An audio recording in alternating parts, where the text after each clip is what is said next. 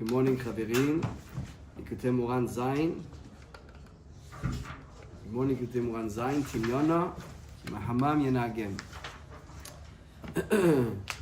We're holding in Ot Vav at the bottom. And we started to say, again, a recap. Yoni, you want the recap of the Torah? Yes, please. The tzaddik is Rahman. The tzaddik has pity. Your doctor, the tzaddik is merciful. The mercy of the tzaddik, the pity that he has, is a pity associated to the next world.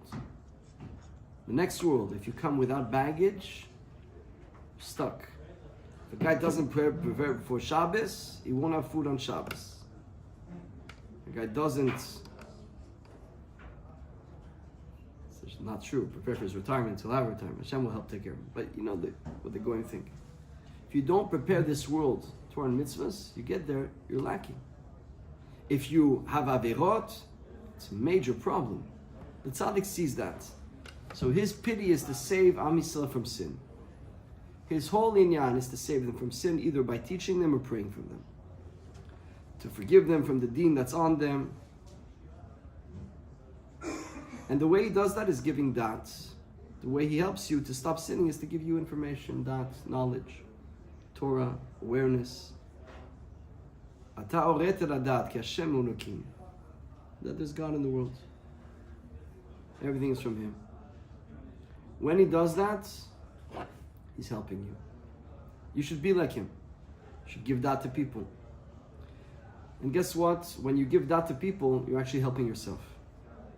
Because the way it works is that when you give over what you know, you free up room in your mind to receive new information. A new hasaga, a new chidush. If you're involved in giving over, so you're involved in receiving new downloads. You empty up this, to make a sale to sell the old merchandise, and you have new merchandise coming. You can't put in new merchandise. Empty up to give. So by giving and teaching, you're actually allowing yourself to have more knowledge. The chidush is that even when a person passes away, he can still be involved in this aspect of giving and getting. Because when you teach a child, or you teach a student, or you teach a friend something, so now what you did is you gave over your dat to him. If he lives that dat and shares that dat with others, if he internalizes it and becomes, he's giving over. I heard from my Rebbe, heard from his Rebbe, heard from his Rebbe, heard from his Rebbe, heard from Rabbeinu. So that Rabbeinu is dressing up in all of those people. And if you're one of the conduits in the chain, you're also dressing up in the people below you.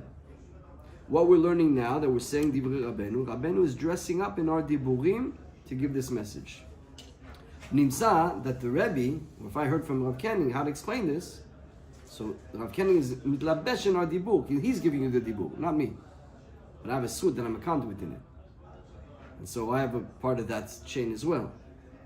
So it turns out that after 120 years, you can still be involved in growth. Hashem's real pleasure is this world, where there is a lot of difficulties and a lot of challenges, and a person with his free will can overcome them and do the right thing. There, when there's no free will, there's no free will, there's not much reward. There's a small free will after Mashiach, but much less. So the tzaddik still wants to be involved in this world. How are you involved in this world? By having a Talmud, giving it over to him. So that's called a makif, a pnimi and a makif.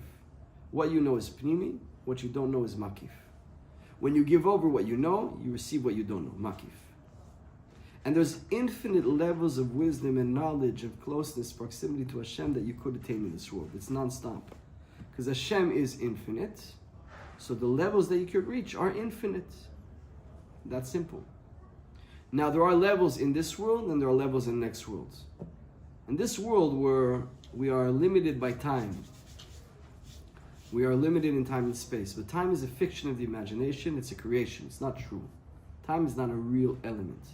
Time is a creation. In the next world there is no time. But still in this world there is time.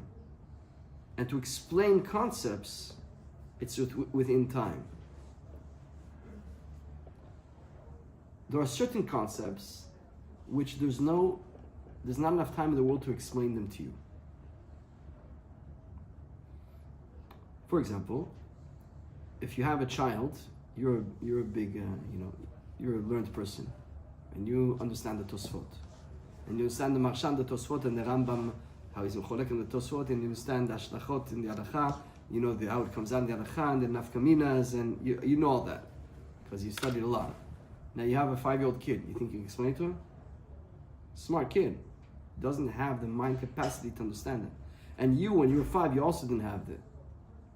So there's certain things that even if you sit with a kid for 1 full year, he will not be able to understand what you're telling him. You can tell him a pasuk, and if you try to take a baby and try to tell him a pasuk, he's not going to understand as well. At 3 years old, you can teach him an alphabet. And the next year, you can teach him words, and then you can put the words together. You can give him an idea. Then you can have a question a pasuk at 7, and then you can show him a Rashi at 8, and then you can show him a Mishnah. You can show him the Gemara. So everything according to the level of the person.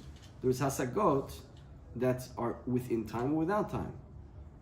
There are hasagot of the Chacham Hagadol that there's not enough time in the world. There's dasagav onam haba. There's dasagav of the next world. There's no time over there. And the way that we determine time over there, even though there's no time, is the size of the hasaga, the size of the knowledge of the Talmud. And all this we're going to need for the future, for the rest of the Torah. So, let's read this again together. In Otvav, near the bottom. Nemana minakol, hema makifina inyonim shel chacham ador.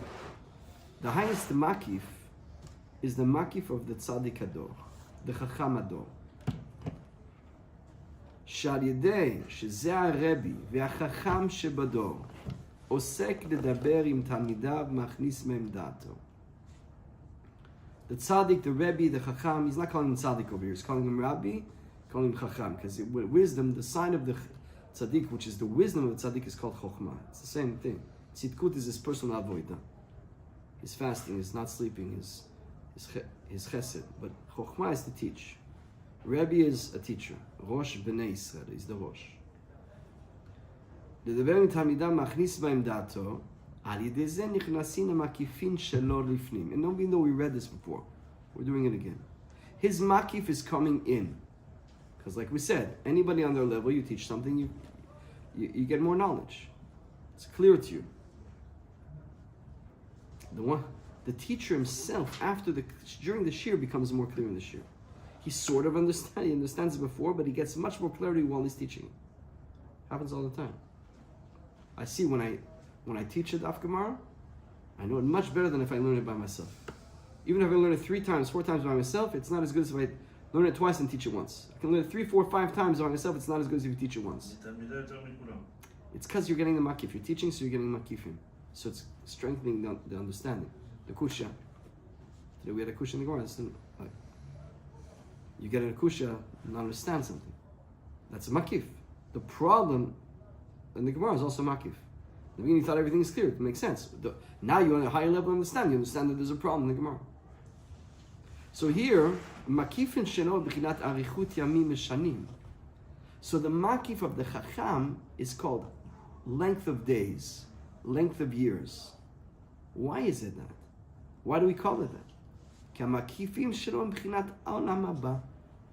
Because what the tzaddik is understanding in this world, he has reached all levels of understanding in this world. So the level that the makif that he gets is already not a makif of this world. It's a makif of the next world. It's an understanding, a saga, a concept of the next world. Shuyom shekulo aroch. Which there, it's an infinite day. There's no time. Kishamu nimana me'azman. There's no time. It's above time and space. Ki kol hazman shel kol ha'olam hazeh kulo, ma shaya, ma sheyeh, u'kulo ayin ve'efes neged yom echad. All the time this world doesn't compare to 1 second of the next world. Ve'afilu keneged rega echad shel olam haba.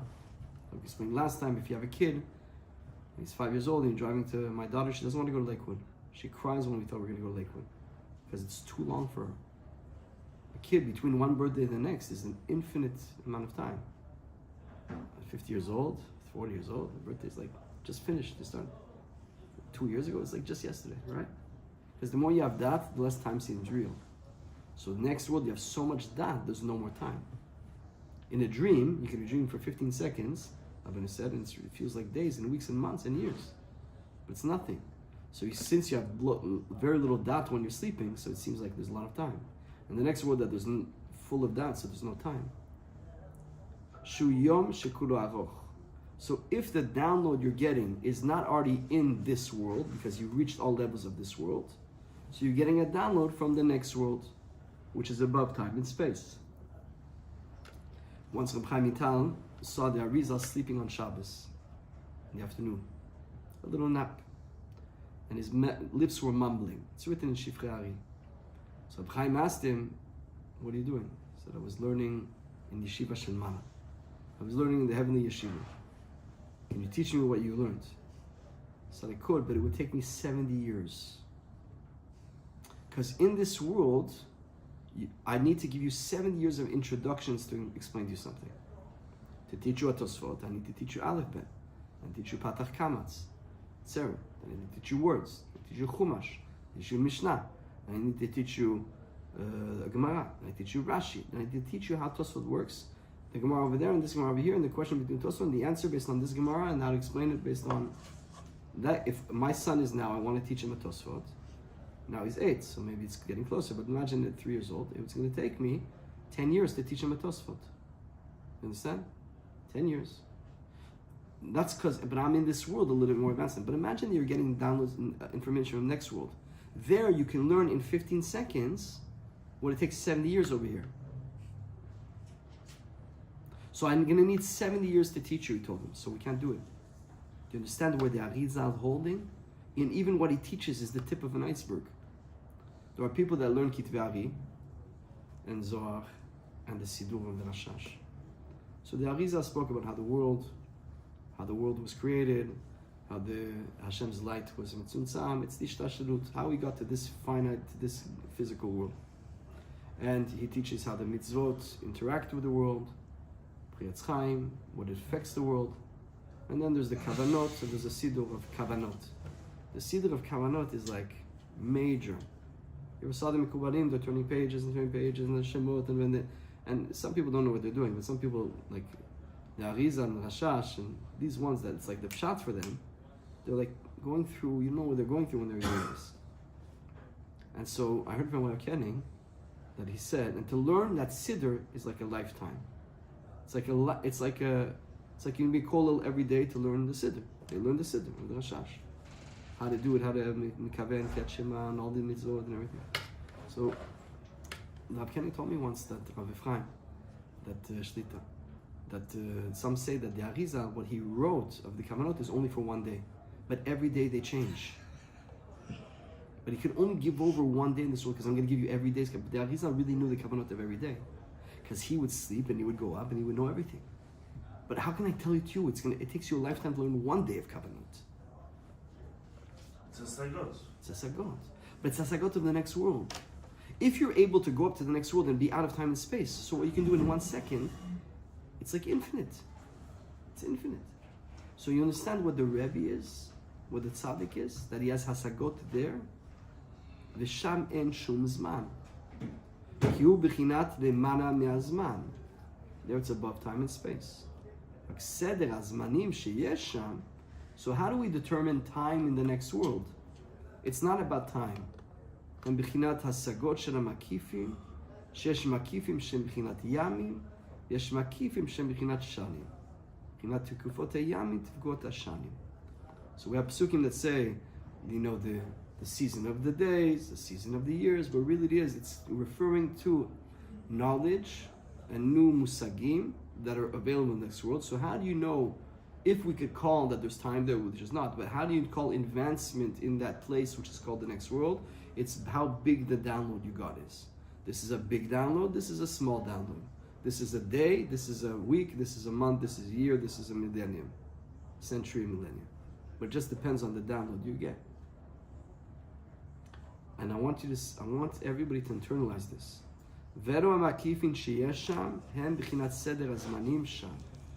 That is called how we determine time there, even though it's not time. Our understanding of time, if we could try to give a little hint of what it means over there, is the same way we have a day and a week and a month and a year. So there too, they have small asaga, big asaga, and that's called time there. But there's no time. And now listen to this. Vasagot, we said it last time, I wanted to drill it in. Vasagot hamakafim makifin halalu zeikar tanug shashua olam haba. The pleasure of the next world is that the main delight in shashua. Shashua is like something that you're brand new, unexpected pleasure, delight, that you're just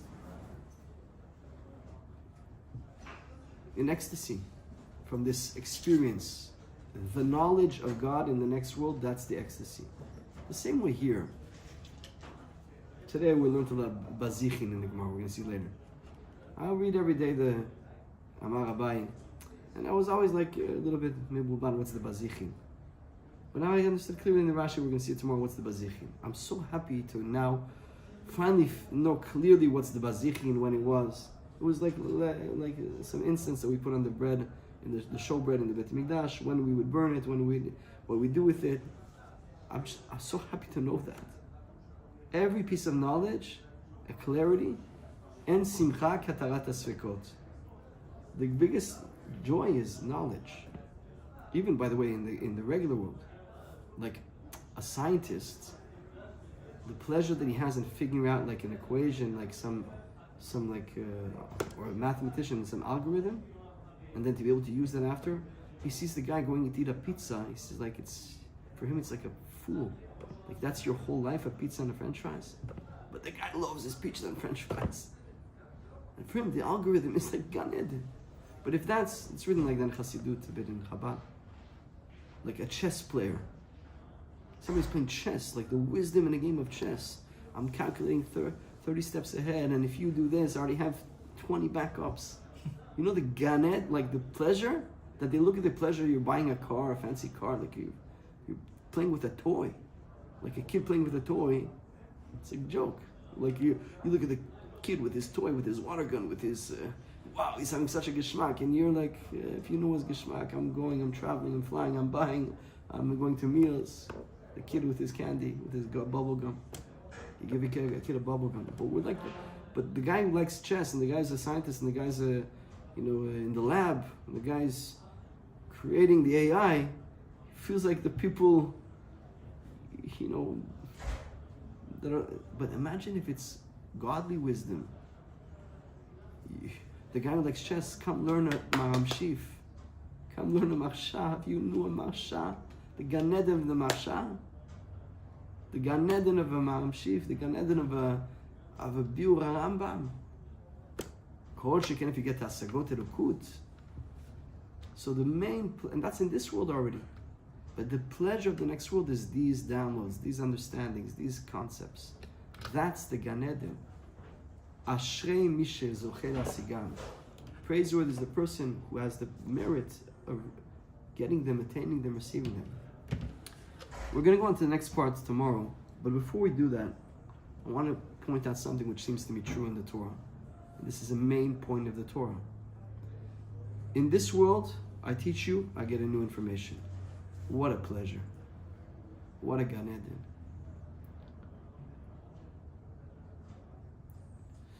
Every week you get new chidushim, If sometimes I have to come to shul and say a Dvar Torah that's old for me, I don't have a geshmak. I have a lot of baggages, like I have a lot of stories and chidushim on this parsha, but if I have to recycle, because I didn't have time during the week to prepare something new, I don't have a geshmak on Shabbos. But if I found something new that's for me novel, wow, I never saw that before, I have a big geshmak to come to say it. Sometimes it's like a job. I gotta say, then it's a Dvar Torah. So how about to say, and people might like it because for them new, but for me it's old. I don't have a geshmak. Somewhat, maybe always. The end beit midrash b'chidush. You always say in a different way. You connect something else with the Tosefet Biur, but it's not the same. When you have a new chidush, so that shishit yesterday was a new chidush for me. You liked it? Oh, you weren't here. It was a nice chidush. But when you get something new, So giving over, you get new.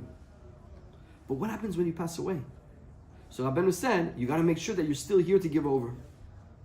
Because that's the tanug of Hashem. To help people, help people. So make sure you told somebody some good things in his life that he's going to tell somebody else in his life. And so you're still like you're helping. But guess what? We just made a connection now. A plus B. If in this world you can only get new if you give over, so how do you go forward in the next world? You're not in a place of giving over.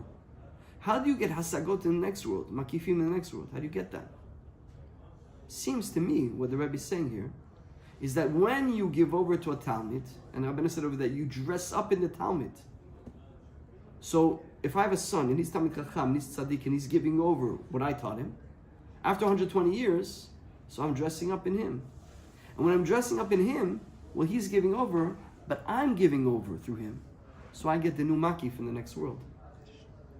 So if you understood how important it is to learn and to teach and to give over, for your future royalties in the next world to be able to go up there, you're stuck here if you don't have.